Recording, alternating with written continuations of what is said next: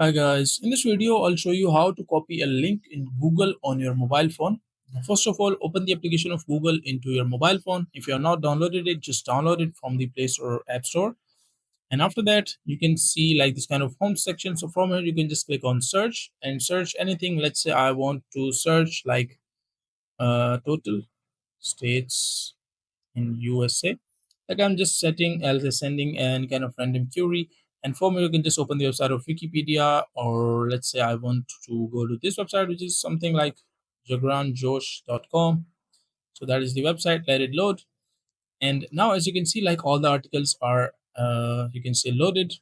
And after that, what you can do is just scroll down, and at the top of the screen, you can see an option like the URL www.herein.com, which is a website, or you might be seeing this kind of URL on the bottom section.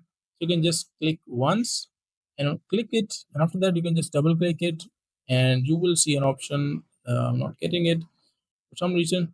So yeah, that is, you can just double click it and make sure to select all the text in the URL. And once selected, just click on the option copy. And once you copy it, you can just send it into your like chats or your browser or like wherever you want to send. And you will be able to copy the link in the Google in your mobile phone. So that is a simple and easy process of how you can do it.